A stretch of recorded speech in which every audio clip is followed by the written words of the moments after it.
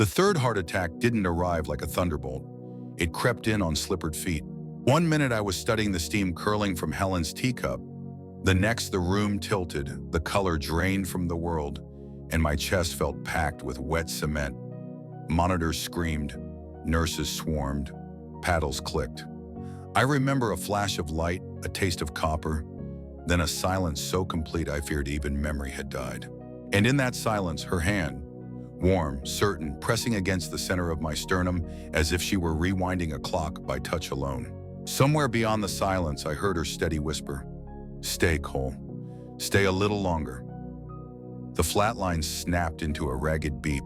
The world rushed back in, and I gasped as though surfacing from dark water. They called it miraculous. I called it Helen. I'm 84. My heart is a battered accordion, patched and stitched by surgeons, held together, quite literally, by wire. 3 infarcts should have written the final line of my story. This is not a medical lecture. It's a confession. I'm living on borrowed beats, and every debt I owe is payable to the woman who learned the choreography of cardiac survival better than any specialist. Each of her touches is a command. Live. If you've ever wondered how love translates into biology, how skin can whisper louder than paddles, pull up a chair, my pulse is still tapping out the rhythm she saved. Let me tell you why. Home used to be a retirement postcard. Rose bushes, crossword puzzles, evening news at polite volume. After the second attack, it transformed into a field hospital with lace curtains. The kitchen counter sported battalions of pill bottles, beta blockers, statins, nitrates, aligned by color so even half-asleep eyes could navigate dawn doses. A digital blood pressure. Bedroom decor? Out went the plush duvet. In came wedge pillows angled to coax fluid from fragile lungs. Nightstand drawer held nitro spray, chewable aspirin, and a laminated copy of CPR steps, just in case the fourth act tried to start before dawn. Yet the house never felt clinical. Lavender oil diffused over antiseptic undertones. Sunlight still draped itself across the piano Helen refused to sell. On top sat a metronome, its click set to 60 BPM, my rehearsal tempo for living. Cardiac rehab turned the neighborhood into a measured track. First lap, mailbox to lamppost escorted by Helen's steady arm. Second lap, 2 driveways farther, every sidewalk crack became a checkpoint, every sycamore a finished banner. Neighbors waved, pretending not to count the times I paused to breathe. Helen counted for me, stopping the stopwatch only when her palm settled on my back, warm and wordless. Hospital visits smelled of disinfectant and dread, but Helen's rituals followed us inside. She carried a travel-sized diffuser, tricking sterile air into lilac fields. While nurses checked vitals, she traced small circles on my wrist, grounding me to earth when panic tried to hyperventilate. Doctors spoke in ejection fractions and mortality percentages. She translated into stubborn encouragement. He's not a statistic. He's scheduled for Tuesday pancakes. 3 heart attacks rewrote geography, turning every room, street, and ward into terrain for a 2-person expedition. She the compass, I the faltering traveler. Wherever her hand landed, coordinates reset to safe. After attack number 3, the cardiologist delivered the ultimatum. Any additional stress could be fatal. Gentle walks, low sodium, 0 excitement. Helen nodded politely, then drafted a counterplan titled Operation Heartbeat. Step 1, micro movements. She taped neon arrows along the hallway. 5 paces out, 5 paces back, turning bathroom trips into interval training. Every successful circuit earned a celebratory thumb war. She always let me win. Step 2, sensory rehab. She filled the living room with textures and scents. Soft wool throws, citrus candles, vinyl jazz records. Claiming sensory joy coaxed the vagus nerve into calm rhythm. Scientific or not, Coltrane's sax eased chest tightness better than morphine. Step 3, touch therapy. 3 times daily, she massaged my hands with rosemary lotion, timing strokes to resting BPM. If pulse spiked, pressure slowed. If anxiety flattened, nails traced light stimulations. My palms learned her Morse code for "you're here, stay here." Within weeks, I could navigate the block unassisted. Neighbors began timing their mail collection to applaud my lap. One afternoon, the retired fire chief saluted me with a garden hose. Water arced over the sidewalk like baptism. I laughed so hard the heart monitor later painted fireworks across its strip. But progress isn't linear. A midnight arrhythmia slammed fear back into our bedroom. heart skittering, vision tunneling.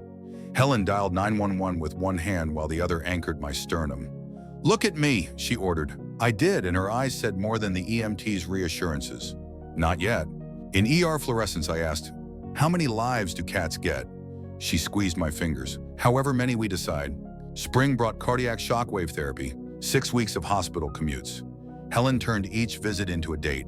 Puzzle books in the waiting room, contraband dark chocolate square shared in whispers, selfies with nurses who'd become co-conspirators. Between sessions, she introduced partner yoga, her version. We never mastered warrior poses. Instead, we practiced synchronized breathing. 4 counts in, 6 counts out, her palm on my diaphragm. I teased her. "If Zen were a drug, you'd be a dealer." She winked. Side effects, stubborn vitality. On our anniversary, she presented a faded map of coastal Maine, routes we'd driven decades earlier. "Next summer," she said, tracing the loop, "convert rehab walks into lighthouse hikes." The audacity of future tense jolted my pulse higher than caffeine. I taped the map to the fridge, a compass pointing farther than survival toward living.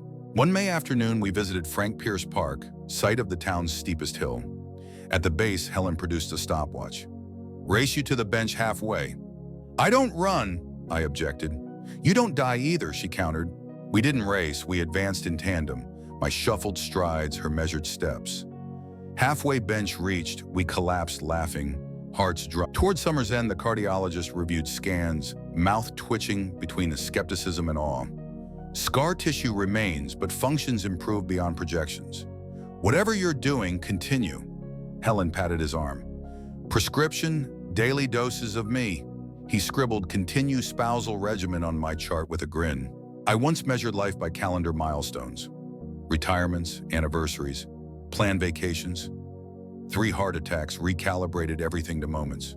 Moment when morning sun warmed her silver hair as she counted my first pain-free push-ups. Moment when I walked past the pharmacy blood pressure kiosk and realized I didn't need to sit. Moment when our granddaughter called, heard wind in the phone and shouted, "Grandpa's outside!" Those slivers stitched together formed a quilt thicker than fear. The body remained fragile, a tangle of bypass grafts and stents, but the will became titanium. Helen, meanwhile, transformed from caregiver to collaborator. She let me butter half a biscuit, argued over movie choices, insisted I handle household bills again. Proof I was partner, not patient. Every regained responsibility felt like cardiac muscle fiber knitting under her encouragement.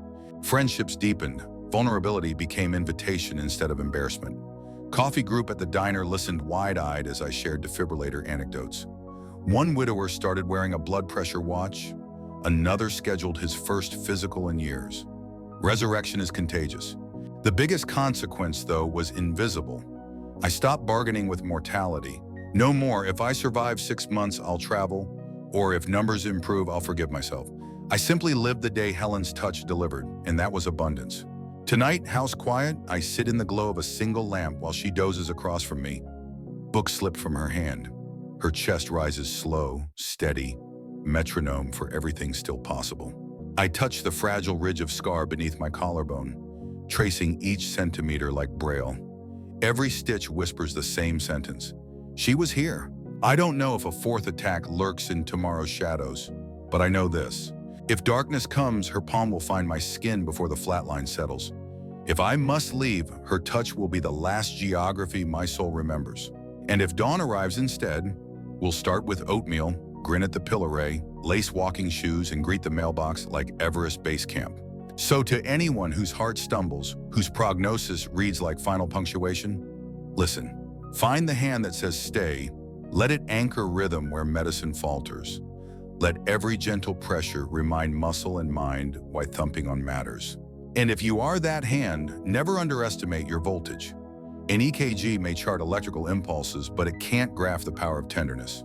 If this story kept your pulse company, hit subscribe for more late-life resurrections. Like the video if you believe love rewrites medical charts, and share in the comments whose touch brings you back when the world dims. I've survived 3 heart attacks, but really I've lived one epic love story. And every beat that follows is proof a single caring palm can coax a battered heart to start its song again.